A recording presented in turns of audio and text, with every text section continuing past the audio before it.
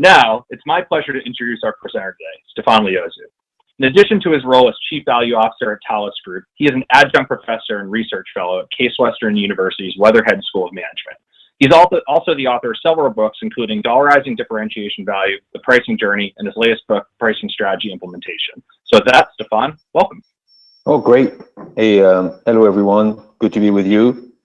I see people are coming in slowly. It's great. This is a good time to learn and share, knowledge and best practices. So I wanted to do this webinar with Leverage Point to really discuss the art of EVE. And you'll see through my presentation that EVE, when you look at it, it's pretty straightforward. It could be mechanical. It could be mathematical, but at the end of the day, a number is a number. What you do with a number is, and how to get to that number. There's multiple ways to get to a number. So, this is unique content that we develop with Leverage Point for Leverage Point's audience, and I'm glad that we can be here today and do this together. So, like everything that when you get into scientific fields or analytical fields, you need to look at both the science and the art. So you've heard me before say that pricing is a science and an art. Value-based pricing, I would say, is much more an art than a science, if you ask me. But EVE itself, it is one of the steps in value-based pricing, that requires. You'll see I mentioned that social and emotional intelligence, and and for that, that's why it's an art. And is it 50-50? 40-60? There's a lot of numbers when you do EVEs. There's quite a bit of numbers, and I think we need to pay equal attention to the interpretations, the meaning, the convergence of team, the language that's being used, and all that good stuff, which is not number related. So quick refresh for some of you who have not seen an EVE. I hope everyone has done this before and are actively using the Leverage Point platform. There's a little bit of an echo, so maybe someone needs to be on mute. But the EVE is pretty much what I call the staircase model, and it starts with your reference value, and you'll see when you do the reference value, when you select the reference value, you have to think about which one it is, and that's a bit of an art. On top of your competitors and the alternative price, you have your positive differentiation, which obviously true differentiation, not somewhat made up or somewhat internal. It has to be perceived by the customer. Then you deduct your negative differentiation, which is the cost unique to you, additional training, ramp up time, integration time, which is what the customer needs to do and the cost we're going to incur because they are selecting you. And pretty much that gives you the TEV, total economic value, and then you have what we call the value pool. The differentiation value is a difference between the competitor's price and plus and minus. And so a quick refresh, there's a lot of stuff you can read on that. It appears to be very simple on the screen. I do lots of sessions and dollarization workshops and hackathons where we get dozens and dozens of team to do this in one day. Requires quite a bit of preparation, but it is important if you want to practice both the science and the art of EVE to have multifunctional teams dedicated to maybe a half a day or a full day to be able to start and finish the process. Now, the first time you do this, the end product is not pretty, I would say. It's not perfect, but at least you give a chance to your teams to practice both in one day and to come out with a number. And I've seen transformational sessions where teams really finally realized they had differentiation. They managed to dollarize it somehow and apply the methodology, and then they felt pretty good about the whole process.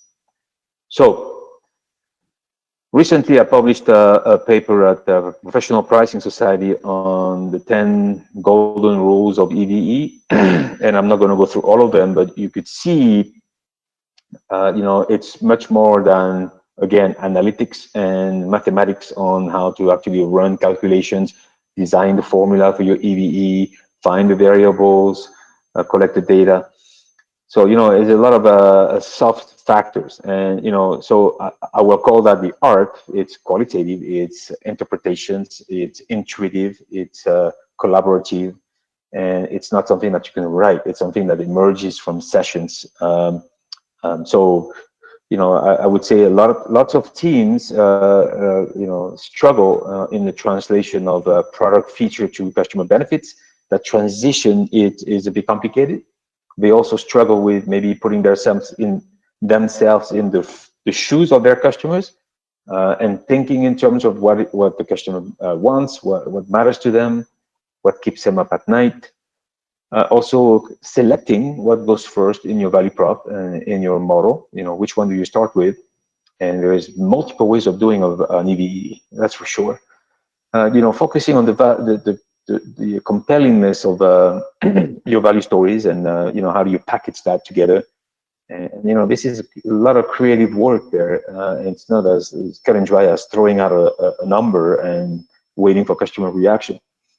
So, you don't dollarize for accuracy, you dollarize for credibility, you dollarize for, the customer reaction and getting them on board. And remember, the customer will never say, yes, you bring value to me. They'll say, I think they acknowledge that there is value. And that's a win when you get the customers to acknowledge that there is value, and you're going to either save them money or make money for them. So, you see, these golden rules came out of 10 years of doing EVEs and dollarization models, and hundreds of workshops, writing books and paper about it. But it's, every time I do a session, I learn something new about running EVE workshops and doing EVEs. I get questions that I cannot answer. And I'll be frank, and sometimes we're stuck. It's difficult to dollarize to monetize and dollarize some of the unique features and the customer benefits that go with the feature. So, not an easy proposition. And if it were easy, everybody will be doing it. But unfortunately, not everyone does it. So I'll go through some of the, you'll see some of the considerations. I have 8 considerations where I think it's an art. But, the number one thing that we're trying to do in doing EVEs is really to get to one number. One credible number to create the hook with the customer. So the art side is, I work a lot with engineers, and I do a lot of sessions with very analytical people, whether they are from finance, technical, engineering, and they get the mathematics right away. The calculations on the board, they're pretty good at this. But then when you look at what is that one number, first of all, is it a number? Is it a range? Is it a percentage? Then we get into the art discussion. So, but that's the goal. The goal is to go. I have a story. I have a lot of differentiation, and I'm gonna go move from all these formulas and the process to, I would say, one magical number that we want to throw out there in the value selling activities to attract the customer, hook him on the story, and then eventually go down deep in the numbers. So that's a tricky transition. Not everybody's comfortable with this, and a lot of the time when I do a dollarization session or an EVE workshop, I'll ask people, groups at the end, to come up with a one or 2 minute elevator speech on their value proposition and dollarized value proposition. It's like I'm asking them to give me $1 million. I mean, there are panic attacks and they don't want to do it, and pretty much what comes out is really tough. So the art of value story and crafting great stories that really hook the customer is not easy. So we'll get into that. So number one is, and where it gets to be very artful is aligning around meaning and language. For sure, everybody uses cost, price, and value in a different way. Everybody thinks about the customer in a different way. And depending on the functions you have around the table, it might be complicated to get true alignment. So a lot of the issues with running EVE is you could take 10 different groups with the same exercise and get 10 different outcomes. And that's, it can be frustrating for some people. And I will tell you that you may have to redo the same model over and over and over for to get kind of a consensus or a range. But it is essential to align, the teams that are working on EVEs on the language. What does value mean for us and for the customer? What do we mean by cost? And it's essential. So I usually do this prior to the workshops, prior to the exercise, either through discussions or a webinar or training. But if you don't do that and you bring multifunctional teams, you need to take the time to set the context and let them explore, what are you doing, in this exercise, and you'll see. I have a lot of tips that I use in my sessions where I will let them brainstorm probably for half an hour on the context of the model. Who are we doing this for? Is it one customer, one segment? Is it one stakeholder in the buying center? And then, so what's a unit of analysis? What's a time of analysis? And let them explore all these preliminary discussions so that you set the stage for your EVE model carefully at the beginning. Otherwise, you go the rest of the process and all kinds of different confusions happen, and you're expanding, or contracting, you're disagreeing, and frankly, there should be a fair amount of disagreement and good discussion, not hitting each other during the session, but and this is how you reach conversions, by exchanging and aligning the meanings around customer value, what drives their business, what's important to them, what are we doing for them, including a reality check on how well we perform versus competition. Wow. So you can see that if you don't iron out these differences in interpretation and meaning at the beginning, it gets a bit complicated during the exchanges. And when I do a hackathon, for example, it's a one-day session, but I tell you, it goes fast because we have to go through multiple steps of the EVE development process. And we don't have time to go too much in philosophical discussion, or so I'll let them explore at the beginning. But then we're in a rapid fire workshop format with probably 20% of lecturing and 80% of hands-on exercises. So number two, where typically there is a lot of discussion, is what's the alternative? Right, so we go straight to the usual direct, indirect competitors, and maybe some partial competitors that do a portion of what we do. Future competitor when it comes, when we look at Amazon and Co, the digital natives. But a lot of the time, the art is really about understanding and mapping out what the customer might do or is not doing, and not giving up. So, it's easier, obviously, when you have one competitor and it's a frontal competitor, and you say, well, it's us versus Honeywell or Siemens, or it's us versus Google. So, gotcha. It gets a bit more tricky when there is a partial competitor that does a little bit of just a portion of what we do, and how do we know the value of the integration, the full system, the one-stop shop? It gets complicated. When we are into an empty space and we have to map out what the customer does, it requires a little bit of artful discussion and mapping out things, and this is why we need the sales force in the process, and we need the application engineers who understand what the customer do and the process of the customer. So there's a lot of exchange and a lot of listening and a lot of collaboration in the session. Now sometimes it's difficult, and especially like you look at the design that I put at the bottom of the slide, when you have a lot of competition and the market is super fragmented, and you have 150 or 250 competitors, and they change by region, they change by business units, and people are like, oh my God, there's too much. Well, you got to start. So what I usually do is ask them to prioritize the list of competitors and to come up with the top 5, and then I'll do that by market segment.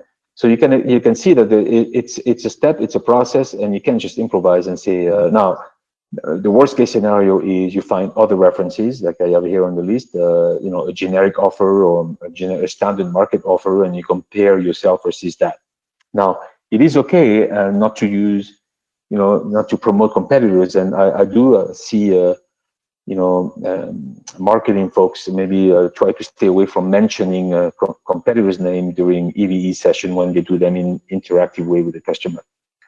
So lots of considerations here, and again, if you don't set the context early on in the exercise of running EVE, workshops or hackathons, or the way I call it, and it doesn't go well all day. I mean, you have to be very concrete and very precise when you do an EVE model. And then you got to do multiple of them, a lot of them, because then if you have 5 competitors, at least the top 5, you have to run as many EVE models.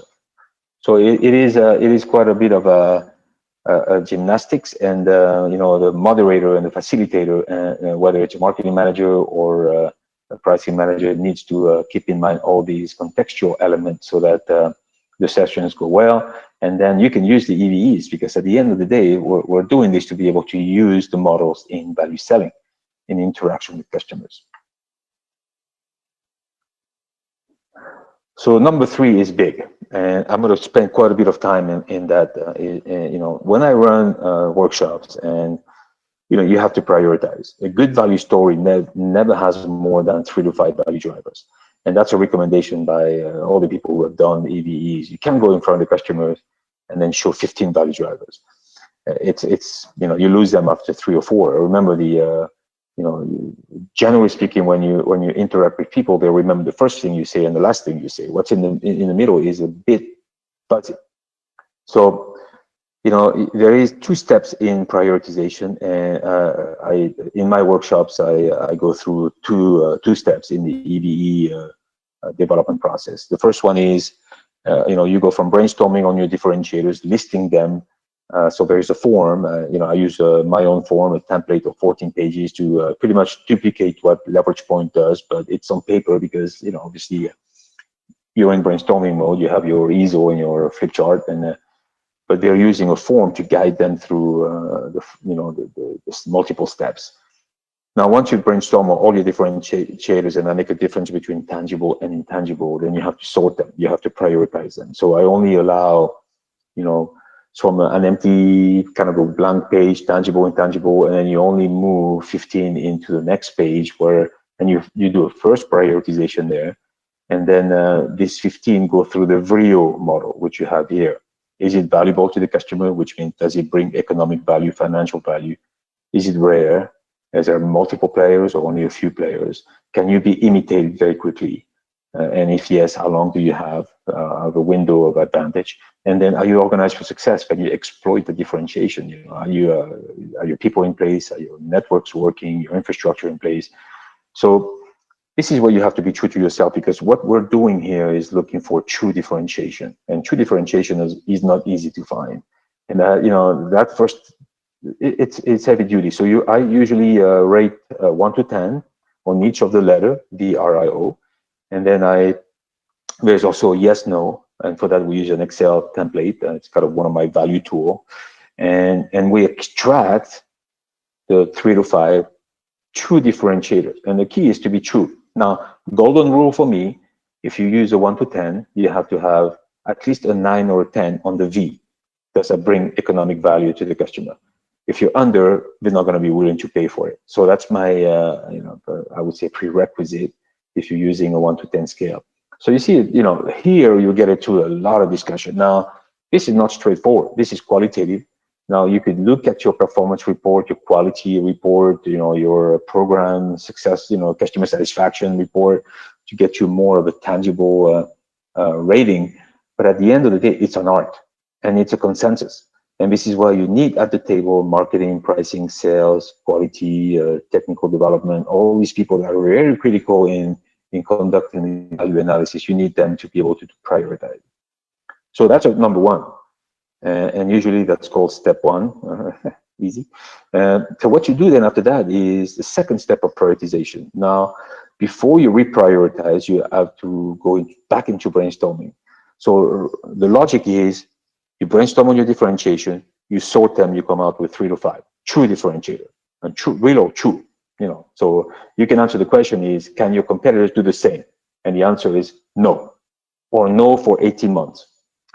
Then you expand again and you say, well, these differentiators, what does that mean in terms of customer benefits? So you may expand because one differentiator may have 5 customer benefits. So you go back into a list of maybe 20, 30, 40 customer benefits.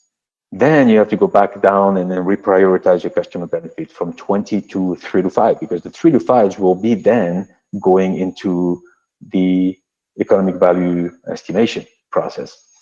And usually I use a 4C model for that. So 4Cs, is it pain-centric to the customer?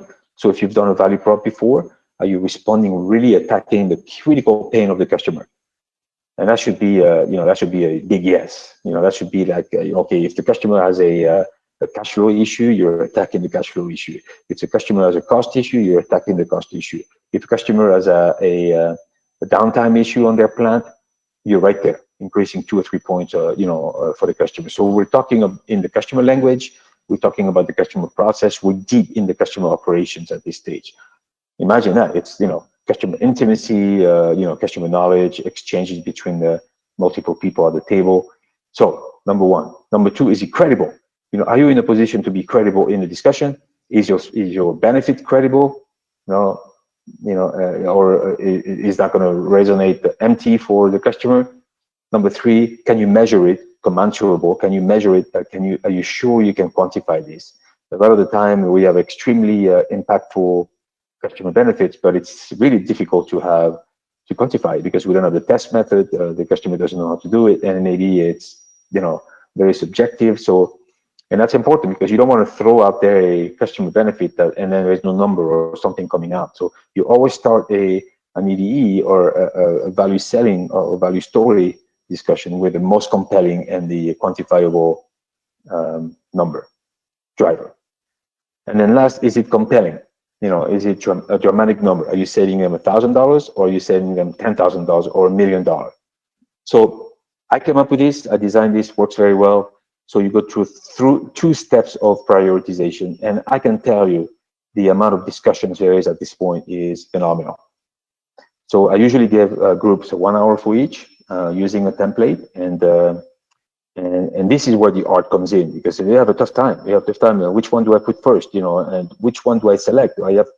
Let's say I have 3 differentiators with a score of 34. Which one do I pick? So I would send them pick the highest one with a V. And then if you have two that tie up on the score, then use both. So there's never a perfect answer. And that's a beauty and kind of a curse of EVE development is it's never perfect. And I don't have all the answer. I've done that for 10 years. I'm lucky to be able to have worked with multiple companies doing this. But every time I go in, I learn something new. Every time I go in, I have to admit that I don't know how to do it, and it's okay. So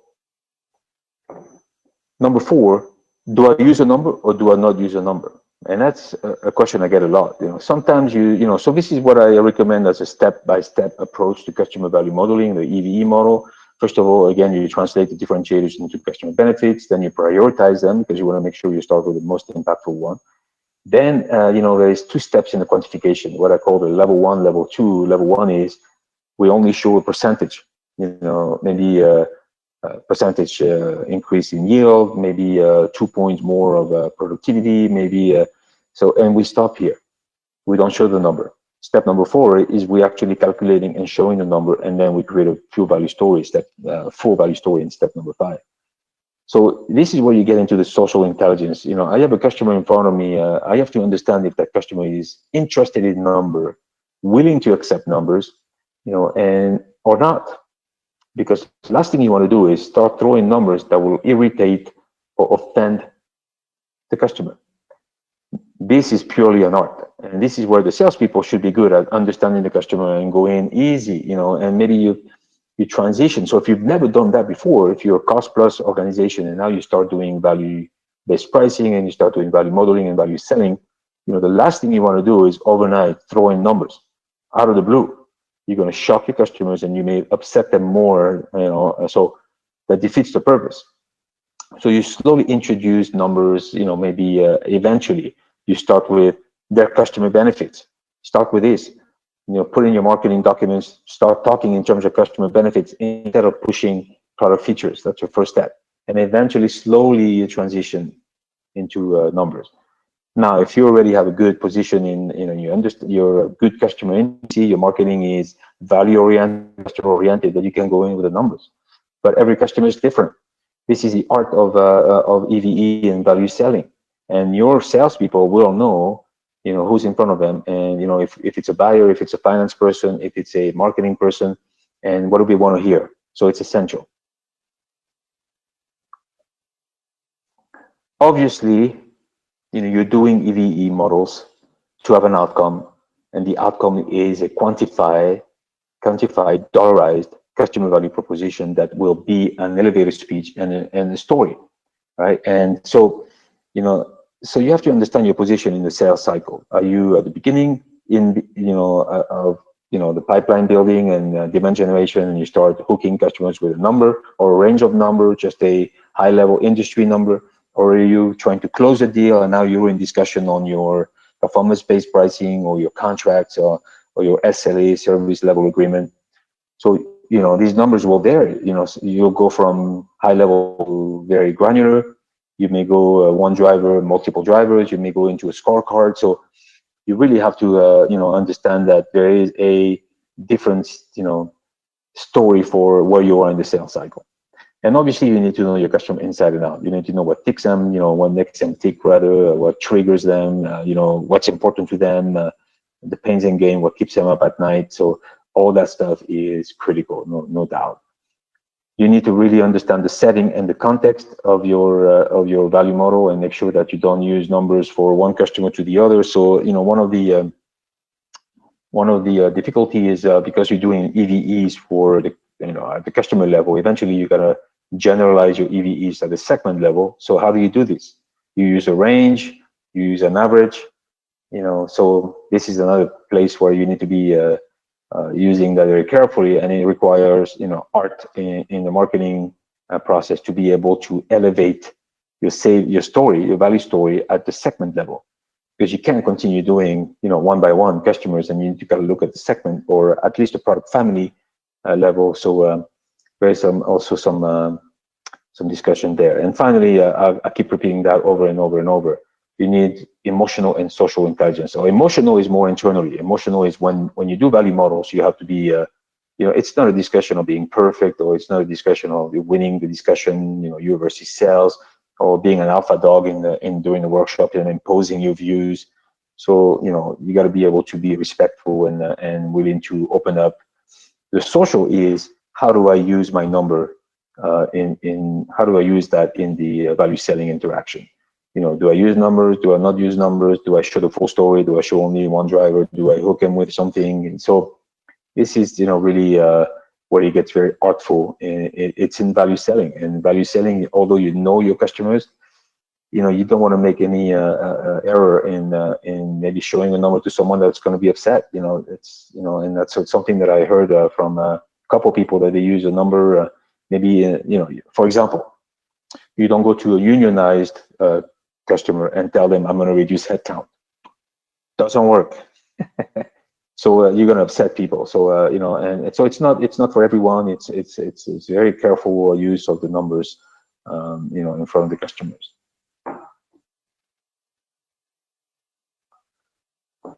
So another place where you have to use the art of EVE is really, how do I share the value pool? I get a lot of questions on that, and generally speaking, a lot of people tell me it's 50-50. So, and they follow their instinct. So if you look at in my dollarization book, Dollarizing Differentiation Value, you see that I propose a list of 50 moderators. Typically, you would do willingness to pay research, you would do price sensitivity, you would look at a bunch of factors, and a lot of those are in the value in the leverage point software with a little scale that you could slide.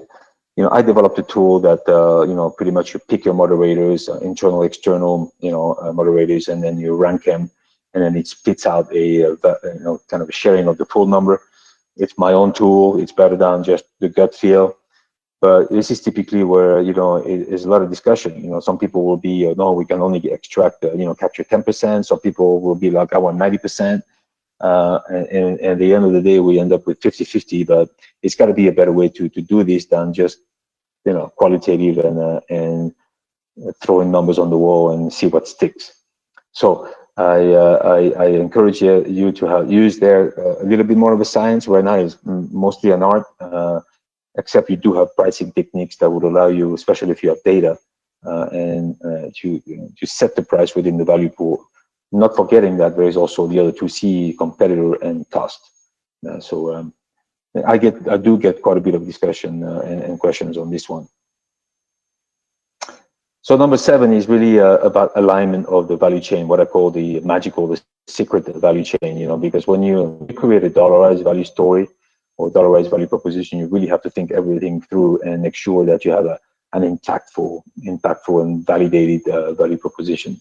So, and it has to be aligned from the customer pains to your wow differentiators, the value pool, which is how much value economic value you bring to the customer, whether you save them money or make them money.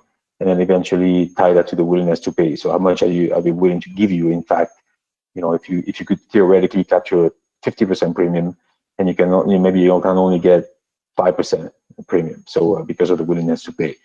So this alignment is essential. So you can't do your calculation, the value pool in a silo. You have to tie it to the rest of these 4 components. And typically what I would do is I would ask teams when they're stuck or they don't know, and because when they get stuck in the mathematics or the mechanics of a value proposition, they go back to your customer pains. Because usually we do a value proposition canvas, and then we really identify the top pains, and then we ask them to rate and rank the pains for the customer. So this is, you have to be sensitive in when teams are lost or they're stuck in the mechanics, to be able to send them back to thinking, again, go back to the customer pains and make sure that the customer pains are fully considered in your evaluation. And then finally, my last of the points is, is the art of integration. So you don't do EVE models just to, let them stay in PowerPoint. You have to put them in action, and you have to really understand how this is going to be used in the innovation process, even in the pricing process. When you define your premium in your price lists for your waterfall, and then in value setting, no doubt. So doing EVEs just for the sake of doing EVEs brings no value. So you have to make sure that all of this is integrated in the rest of your go-to-market approach. And that requires a lot of discussion, negotiations, and sometimes you even have to negotiate with the legal teams and see what they let you use websites and LinkedIn or in your product data sheets or value data sheets. So the outcome is to be moving all these EVE, or at least the outcome of the EVE, the value pool, and some of the savings or percentages into your value-based marketing tools. Now, I developed a suite of 55 tools that is in my value mindset book, but I usually recommend the typical stuff, the winning bulletins, the value, external value proposition are quantified, customer stories, success stories, testimonials, all that stuff is where you actually use your numbers, and it cannot be too detailed. It has to be high level calculations with a lot of assumptions and disclaimers. But at the end of the day, it has to be in action. It has to be all of that is support. It's just to support the salespeople and the salespeople in moving the discussion away from price into more value. Eventually, there's going to be a price discussion, no doubt. But at least you have to penetrate, quote unquote, the mindset, the mind of the customer, with and ingrain in there that there is value. I'm saving you money. Okay, you're going to pay a premium. So obviously there's going to be pushback and objections, all kinds of objections, but this is where we get into the art of value selling and selling on value, which is negotiating for value. So lots of consideration here. So, again, this is not kind of, cut and paste. It's not mechanical. It's just, it's just intuitive. It's working together and collective intelligence. So a lot of art for sure. So my top 5, tips on mastering the art of EVE. Obviously, you can't do EVE on your own, just the pricing folks or the marketing folks on their own. It is multifunctional, and lots of times I've brought different experts on at the table to help the teams create, and craft beautiful stories. And that includes internal, external communications, like creative designers, storytellers, consultants, and we're specializing in pitching and convincing and persuading, and then the salespeople, no doubt. So, if you really want to complete the team, if you have the opportunity to have one more member in each team, then bring a communications person or bring a creative person, because that helps a lot. And number 2 is really it's good to accelerate, the rational and mathematical part of the EVEs. I think people generally with a good sense of finance or the technical side will do very well. But during your sessions and during your the deployment of your program, you have to think about the art. There's no doubt. You have to pay attention, and you yourself being very sensitive in an aspect of art. Are they prioritizing well? Are they contextualizing well? Are they documenting well? Are they fighting or are they collaborating? Are they making progress? So all that stuff is, and you see it. If you're a good facilitator, a good moderator, you'll see teams that are fighting, that are stuck, and some of them will be stuck. And then I have teams that will create sub-teams because they don't agree on the context on how to do this, and they do their own things. And really, it also tests your culture and how they work together. And I use that as a phenomenal opportunity to give them feedback as well. It's hard work, and we all have to get on the same page. We all talk about success stories and accumulate and communicate evidence of success. Once you've done 100 EVEs, then the art comes in, and you've documented all of them. And as long as in leverage point, or in your process, you document the assumptions, then you can reconstruct the art to a certain degree. Orchestrate the value work, so this is typically what I will do, in the companies that, I've helped in the past and in Thales today, just keep practicing, and then the value champions get more and more, on the art side of the, the EVEs, and we do more and more of them, and eventually, and people are getting more comfortable in, on the soft side. So, but it requires practice, no doubt. So, you don't think you've done one EVE and then you're good at the art.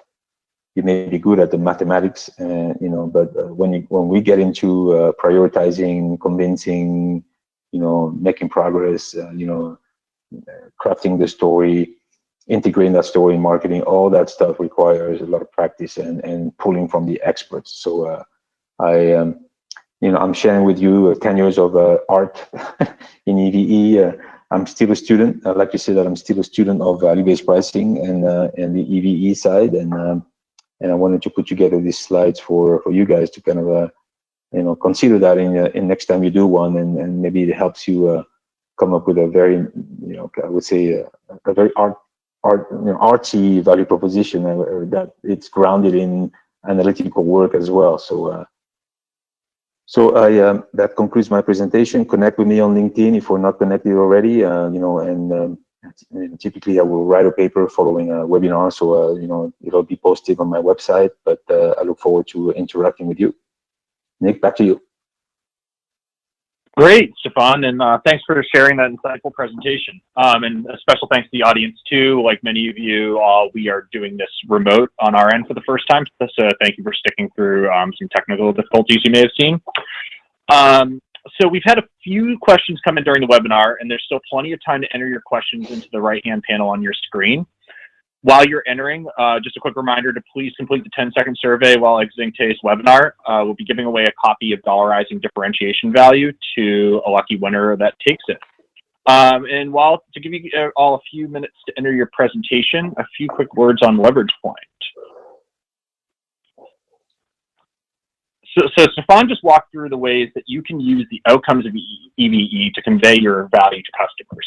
But why is customer value so important in B2B sales conversations?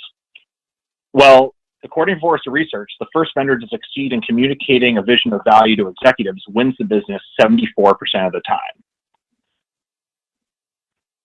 And that's really where LeveragePoint comes in. We offer a SaaS solution that aligns product, pricing, marketing, sales enablement, and sales teams around creating, capturing, and communicating value. How does it work? Well, first, product, marketing, and pricing team members build custom branded value models and messages to create a value proposition that helps sales tell a story. They then publish that value proposition into a cloud-based library that is accessible by every rep at your organization to customize in real time for each customer's and prospect's needs. Finally, beginning with the first sales call, sales teams to modify the customer's baseline data in real time in order to create a unique business case to buy that the prospect can leverage internally to drive the deal forward. Early on in the sales process, value propositions are really useful as flexible case studies and call preparation, building sales confidence, qualifying opportunities, and in engaging customer executives. When you get towards the middle of the sales process, value propositions provide customer value analyses as an important consultative selling tool that addresses pre-sales challenges. In the purchase stage, the value proposition then becomes a shared business case to buy, collaboratively agreed upon between sales executives and customer sponsors. It serves as the buyer's internal financial justification of purchase and also a sales team's asset in the price negotiation. Value propositions in LeveragePoint can be linked directly to an opportunity in Salesforce and also downloaded as a PDF or PowerPoint at any time for a personalized leave behind. On average, our clients see a 5 to 15% higher close rate and 5 to 25% higher prices when using LeveragePoint value propositions. Now, if you find any of that compelling, just let us know in our post-webinar survey and we can schedule a custom demo for you and your team at your earliest convenience. So now onto the Q&A. So yes, the webinar is going to be recorded, and yes, the slides will be emailed to you. We usually do that in 2 business days. So by midday Thursday, you should probably see them in your inbox. Stephan, I think this is a good one to start with. So going back to your 10 golden rules, which of them do you see people struggle with the most? I would say probably the prioritization. I would say 2 of them. The prioritization of which one do I put first in my, which value driver do I start with? That's number 1. And then the second really difficulty is finding the reference value. And it's easier if there's direct competitors, but a lot of the time the teams are struggling into picking which one do we start with, and then eventually in the discussion they start comparing all the competitors. So I have to bring them back to the specific competitor that they're doing EVE for. So picking and choosing what goes first is usually difficult for teams. So especially if you have like 6 driver, which one do I start with? Which one do I put first when I deploy my value story? So that's a struggle. Makes sense. Here's a good one. I've got someone asking, could you share a good example of a value story when the customer likes numbers, and one where the customer does not like numbers? Well, let's imagine you sell to airlines and you reduce the weight of the aircraft, and therefore you save in fuel. You provide fuel savings. So most airlines will have a fuel savings team. So when you go into the discussion with a fuel savings team, you better show numbers. You can be theoretical. It's like, okay, here's the number of planes, here's the flying time, is how much fuel you burn, and this is how much my reduction of 10 pounds per plane is going to bring to you. So that's pretty rational. Now, you could always put a brand and a soft factor at the end of the day, but this is you're going with TCO models, you're going with heavy numbers, and it's pretty cut and dry, right? So another example, where I wouldn't use number is when you get into value over life. You talk to the government about pharmaceuticals. They know the value of your life, or they know the value of extending your life by 1 year or multiple years. Do they use that number? Maybe they do that for when they interact with insurance companies, or but generally speaking, they don't use a number flat out. And the same in the defense world, where you would when you reduce casualty, and we all know the value of the cost of a casualty to a country, how much it financially costs, and how much reduction of casualty or friendly fire can bring. But generally speaking, it's not well accepted and to discuss the value of the life. So this is two extremes, right?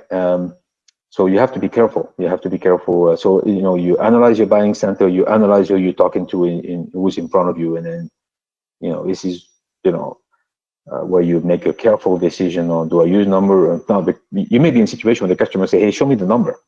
Well, I want to discuss that with you. And you open the spreadsheet or you open Leverage Point Live and you go in. That's phenomenal. Other times, you just start with the benefits and see what comes to you. And then say, what if Mr. Customer or Mrs. Customer, I could save you 5%? What would you say? And let them, react. So slowly but surely. So some great examples. Here's another good one from the audience. So when doing EVE, and this is a situation where if we are the first into market, we're offering a highly innovative solution, and there's no competitive reference value, what can we do to estimate a hypothetical competitive reference value? Well, first of all, I would say I would do an analysis against the do nothing. Okay, because this is a great situation to be in, as long as you're sure you've done all the homework, the pains, the gains, and all these, you're replacing something, right? You're replacing a manual process, a fragmented process. You're replacing something that the customer does in a way that you have to find out what they do. So there's never I would say I haven't seen a situation where there's no reference value. There's always in the reference of the customer something. Now, if you're doing truly disruptive innovation, and then you have to do a little bit more customer research, insights, and this is what the B2C companies do very well: the Apple, the Google, all that stuff. So, but generally speaking, in B2B and B2G, you'll replace something. So for you have to map it out. You have to, there's a little bit of people doing this here. You replace this here, and then you aggregate that into kind of a manual process, fragmented process. But it's a good situation to be in, because generally speaking, when there is no reference value, or it's not clearly established, or it's not, in the mind of the customer clearly set, then you're saving a lot of money. You have an opportunity to establish the value benchmarks and the threshold. So that's a great situation to be in. Great. So here's another one. Is it a good idea to do EVE multiple times with different stakeholders? Yes, it is. I would say it's required, and just to test that specific team at the time, when they did it, were not totally influenced by some bias or what's happening out there with external factors, or an alpha dog in the room. So I've done that in some accounts multiple times, the same model multiple times. And sometimes up to 6 to 8 times, and eventually when you see the same answer coming out, I think that's where you have a consensus. But I can guarantee you, if you do a model with 6 people and the next day you do a model with different people, something will come out differently. It'll be different. Drivers will be different. The way they calculate it will be different. The outcome will be different. So then which one do you use? So it is essential to not only refine the first version, but also to get kind of a control, someone else doing, another group doing it, to see if we're not completely irrational in our analysis. So I encourage you to do the same multiple times, to see at the beginning. Eventually, when people get used to doing this and you do this day in, day out, it's second nature. You will see that the convergence comes quickly, because remember, the beauty of Leverage Point is you document all your drivers, you document your history. So you don't reinvent the wheel every time. If you have no software, then you reinvent the wheel every time. That's because there's no way of sharing it. So that's one of the strong benefits of Leverage Point. Great. And I actually think this one has a part 2, it looks like. So how do you manage these differences in interpretation with different stakeholders? Yeah, so you fight. A little bit of kung fu never hurts. It's a tricky, there's a lot of different potential misinterpretation of what the customer means, how do we do things. And I spent quite a bit of time crafting the right team to be able to work together. You need to have the voice of the customer in that team, and typically it's an application engineer and a salesperson. A salesperson has a lot of experience. They also have agendas, and so it's how you craft the teams and who's in the team, and what data you provide before and during the process that is going to help you. No beginning, you're probably going to lack the deep intimacy that you need to do these, but you got to start somewhere. And so, for example, if you have a market research person and an analyst person, someone who does a lot of searches, and then bring that person in, someone who's going to. So you need kind of a person that's going to be balancing maybe a bit of more the exuberant and the irrational people. So they usually balance each other out. The last thing you want is a team with just salespeople and another team with just marketing people, because then they're heavily biased by their agenda, their function, their views. So it's a natural progression, I would say, when you have a multifunctional team. Eventually, they ironed out these different interpretation systems. Great. So these questions are coming as fast as we're answering them, but there's one that I'm seeing pop up a few times. It seems to be a popular one, so I'll string a couple of them together. Could you share some examples of good ways to integrate EVE into value selling? And another one was, how do I instill value storytelling skills in my sales team? Yeah, so this is a great one. So obviously you need to create a pitch. You need to again, it depends on where you are in the sales cycle, as you show in your slide. At the very beginning, in between, or at the end. So so you will have I would say, in your marketing toolbox, you will have value tools. This is what I call them value tools, and there will be testimonials, there will be customer success stories, and you'll use them to hook, and what's called in value selling, provide credible referencing.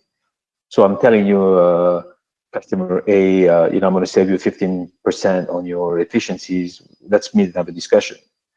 And then you sit down and say, and the customer say, how do you come up with 15%? It seems high. So that's where you start looking at look at that customer in your vertical. This is an example of a customer who used our solution, and here's how we calculated it. Let's do it for you. So you do a first high level, and usually I will use a value calculator for that. It's a simple simulator on Excel or online, and just easy discussion. And then what you do here is hook them to go into organizing a workshop with multiple stakeholders to actually analyze that, deeply. So this is awesome when the customer agrees to do something like this. For the salesperson and the consultative seller, it's awesome. That's what you want to get to. If you're selling solutions, differentiated stuff, you want to get into an interaction with the customer and a bunch of stakeholders to do this. That's the ultimate goal. So when you're in final negotiation and I've seen companies that are actually developing a scorecard with specific accounts that say, well, I promised you I'm going to deliver $100,000 of savings. You're going to pay a premium. Let's do a tracker and let's actually track these for 6 months to make sure that we deliver that value to you. So it's much more granular on designing So it's like a little bit of a Six Sigma approach where you put the project in control and you track the savings. But what I do in value selling training is, obviously I don't cover the end. I cover more of the beginning and the middle, and I have salespeople role play in different situations and use the numbers and use the percentages as a hook and practice that, and then also practice selling customer benefits instead of selling product features. My product is red, I'm going to help you. Well, it's great, but my product is red, but you're going to be able to trace it, and then I'm going to save you an hour a day, and that's for you $10,000 a year. See the progression? So it's incorporating in the customer story, I would say, these numbers slowly. Also responding to objections. You're going to face quite a bit of objections on value, objections on pricing, objections on your differentiators, because everybody's going to say, well, you're a commodity, your competitors can do the same. Well, this is where you have to have responses and make sure that you have data sheets that are prepared, and see they say this, I say that. It's documented. I call that, it's kind of a communication war where you compete against your competitors, in what they say, what we say, and how we credibly document what we say versus competition. Great. And I think we have time for one more. We'll be getting back to all of your questions via email, whether it's us or Stephan after the webinar. But I think this is a good one to end it on. How long does it take to master the art of EVE? So my reference is me, 10 years of hundreds and hundreds of EVE for multiple sectors. Now, I'm not a master in any way, but, and you don't need to be doing that like I'm doing it, but it takes a while, for sure. It takes a while. Now, remember, because I'm not a master in the verticals and in industry, so I have to learn. If you deep dive in your vertical and you know your industry inside and out, and you 6 months, 1 year, but the key is to practice and not just do one per month.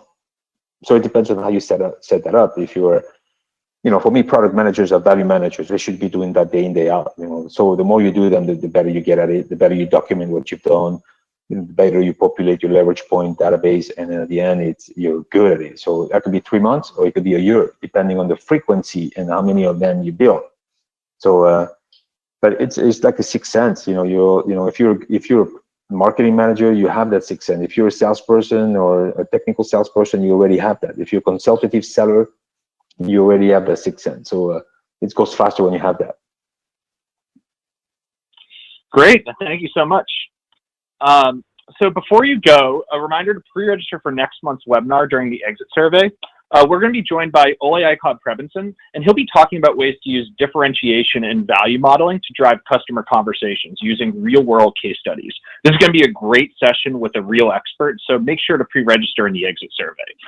Additionally, make sure to sign up for the brand new Leverage Point Value Excellence Series. It's a limited time program where we are sharing our most useful resources weekly to help you up your game in value management, value selling, or both. This can be especially useful in a world that is becoming increasingly remote for the time being.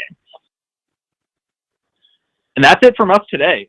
Thank you all for taking the time to join us, and a special thank you to Stephan, as always, for his wonderful insights. From all of us here at Leverage Point, have a wonderful and safe rest of your week. Take care.